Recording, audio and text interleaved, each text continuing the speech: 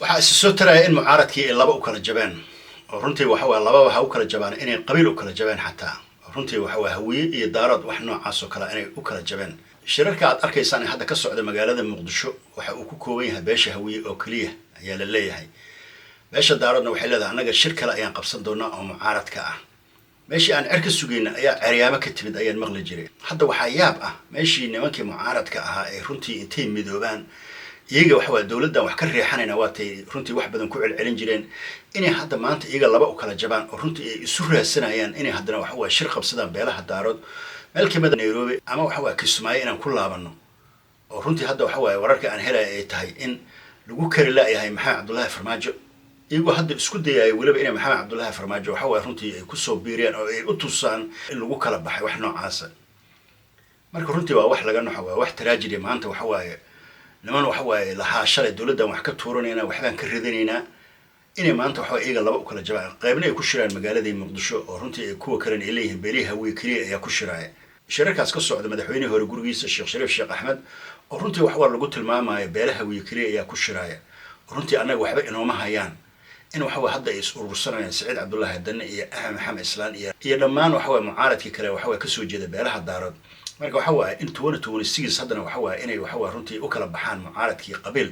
wax laga naxo marka horena waxa waa in muddo ah waati waxa waa laga codsanayay bal fikir uun la imaada aad ku midaysantihiin ama aan ka wada hadli karno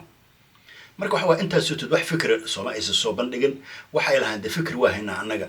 runtii iyaga laftigooda waxa ka dareemaysa markii hadlayaan qolooyinkan waxa hadda lagu tilmaamay beelaha hawiye markii hadlayaan inay lahayn anaga ma doonayno maamul goboleed waxa waa salada wax ku soo shubtay xildhibaano iyo dawladda federaalka wax ay inoo soo dhoobtay ma doonayno marka iyagana ilaa hadda waxa waxay doonayaan lama yaqaano nimanka maamul goboleedyada iyaga waa heshiin la yihiin wixii waxa waa hadartaan inay isu urursadaan beelo daarood oo runtii saacid la raadiyo ragga kale la raadiyo ragga saacid ka tirsanaan waxaan arkaynaa runtii waxa waa Cabdiraxmaan Dheere oo kamid ah caynta oo kamid ah ay ku wada biireen Cabdikariim Xuseen Guulad inay runtii waxa waa halkaas soo wada fariisteen marka maxaa isleedahay maxaa meeshii maxaa isbedelay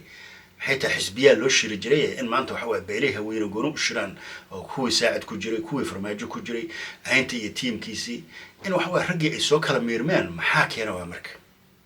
مركوا ورنتي وحوى إني سنتلصوا مالبوهن أي هالكاس كصوب حيسو ورنتي وحوى إني تون السجس يجي وحوى قبائل لو وحوى سي يو اس سي اس اس دي اف وحنا عاصم أنت وحوى يوكل الصفتان ويسوق الرصدان اس بي ام ايو SSDF wax noocaas marka runtii waa wax laga naxo laakiin waxa way wax aysan umada Soomaaliyeed sugan waa qaabka noocan in maanta waxa way iyadoo hadda ay waliba ay ku andacoonayaan madaxweynka dawladda waa uu dhamaaday dastuurka ma aqoonsanin wax la yiraahdo 2027 May 15 keeda ma jiraan hadda ayuu ku egyahay dhowr iyo 20 maalmood ayaa ka dhiman madaxweynka dawladda ayay waxa waa hadda sii kala qaybsameen oo ay waxa waa qabaa'il u kala qaybsameen umada Soomaaliyeed waa ay daawanaysaa waxa ay runtii sameynayaan laakiin meesha waxa waa waxa jira dawlad oo runtii waxa maamul goboleedyada hadda la leeyahay doorasho u dararsanayaan oo aan arkayno 28 koonfur galbeed inay waxa doorashadeedii dhacayso 13 Mayna inay dhacayso Hirshabeelle iyo Galmudug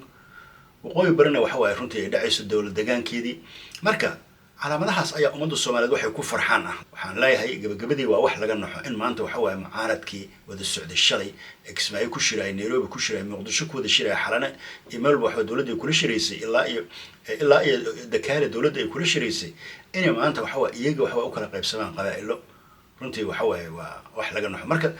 inta badan ay jeedinayaan waxay tahay meesha waxa marka hore waxa isku hayay dawladihii Imaaraadka isku hayay dawladda shisheeye mar hadii dawladihii shisheeye dhaqaalihii ay ku bixinayaan meesha ay ka baxday Imaaraadku arkaysan dagaalkan ka dhaca hadda Iran iyo America iyo Israel ayaa saameyn ku yeeshay dalkoodii waa la burburiyay marka hadda waxa qadarna waxa shaqo kuma aysan lahayn markii dambe marka waxa su'aasha ay tahay dalalkii waxa dabada ka riixay dhaqaalaha isku hayay iyaga hadii kala baxeen qabiil ma isku hayn karaa marka hadana